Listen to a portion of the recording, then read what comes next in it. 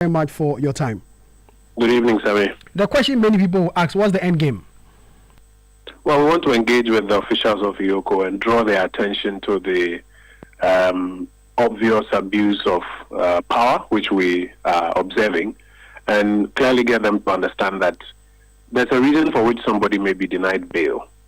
That is when it is thought that this person is perhaps a flight risk. That's when you want to hold the person in custody. First of all, if you have cause to doubt the availability of somebody, that is when you even do what they call an arrest or a restriction or a detention. If you don't have cause to do that, then you don't have to even do an arrest or a restriction or a detention. You can summon the person to court, you can charge the person. Secondly, even when you have done that, if this is somebody who you are clear in your mind you can find when you are looking for him, you grant him police inquiry bail. We know of several instances where police inquiry bail is granted to persons. Thirdly, this is a person who was already cooperating with the police CID on some investigations that they are doing and has been availing himself. He comes in on a daily basis and goes, and it's responding to the processes.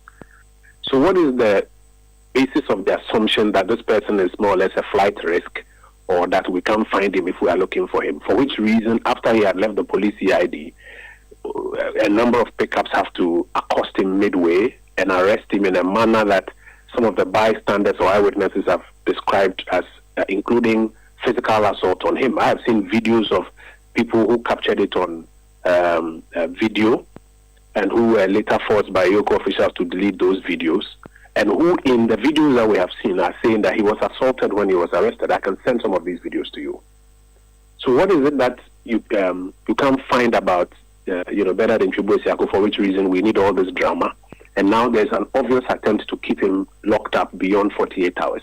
Because the bail conditions that they have imposed on him and the processes that they are using, even when somebody shows up with, property, the person who is supposedly going to validate the property is not available.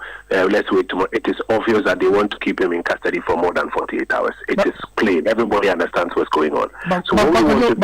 Sorry to cut him, but what we want to do, just to land, what we want to do is to engage the EOCO top officials and draw their attention to the fact that you don't need this. You want him, you can always find him. He was always available to police CID. So you don't need this. Grant him the police inquiry bail. He will show up when you need him to answer questions. You don't need to go through all of this drama. But all of this drama is just an exercise to show that we have the power and we'll show you where power lies. That's all that's going on. But if you feel the bail conditions are too much, as you said, you can just go to court. The court will be the best option available to vary these conditions.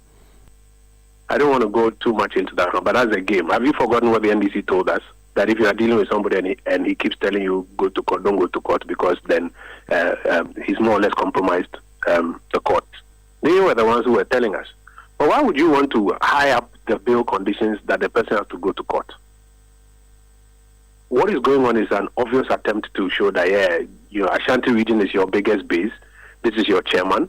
We can hold him for more than 48 hours and humiliate him and, subject him to all sorts of inconvenience to show you where power lies and break your back. Remember, they wanted to arrest him a few days ago in his house in Kumasi, and persons around resisted that. And so they came to the view that they have not been able to cause that level of intimidation and embarrassment they were looking for. And so when he voluntarily showed up here at the police CID and is participating in the processes, then they decide, let's find a way to pick him up like that so that we can still achieve this objective of humiliation and, showing them where power lies. He's not the only one. There are quite a number of, our colleagues that they've tried to use the same intimidation tactics at. And it's part of an effort to, cow everybody into submission. But we need to draw the attention of our fellow Ghanaians who are running EOCO, who are being used for this exercise, that, listen, where the Ghanaian democracy has gone to, you don't need this. The challenges that this country faces, we need to focus and deliver solutions that will transform this country, not this political, witch hunting and using the coercive powers of the state to intimidate persons who are your political opponents. And for all other persons who are watching on unconcerned, who are watching on thinking that is Wontumi, tomorrow when they finish with Wontumi, if this precedent has been set, that now when you go to Yoko, it's a 50 million, CD bail with sureties and title documents to property. When they are done with him, they will come for you. So everybody must be interested when people's human rights are being trampled upon. Because there's a minority against accountability. Absolutely not. And in all that we have said, we have not said that if there's a question to be asked of Mr. Bernard Njubuesiako, that question should not be asked, or that he should not, provide any answers for anything that somebody may suspect him of. Absolutely not. What we are saying is that you don't need this drama. You don't need to deny him of his right to liberty before you can conduct your investigations. This is a person who is available. He's available. He's participating in the CID investigations back and forth.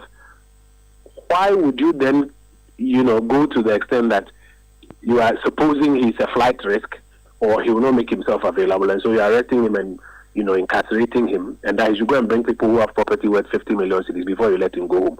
Do you need that before you're able to complete your investigations? You don't need that. And those are the human rights issues that we are talking about. Yes, do your investigation, but don't abuse people's rights in the process of doing that. Finally, before I let you go, I'm watching live pictures on TV now. It's about raining. For how long are you going to be there? Well, we are here to fetch some logistics from Parliament House to our team that is there on ground.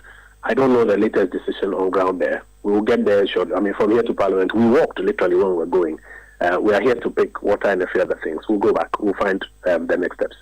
What we want to do is to engage with the leadership of EOCO and draw their attention to the fact that you don't need this. You can do your investigation without this drama. You don't need this. Kojo, thank you very much. Kojo Oppong Nkrumah is Member of Parliament for Fuasir Area in the Eastern Region, former Minister for Works and Housing. This is Eyewitness News coming to you live from our studio here in Accra. We'll take you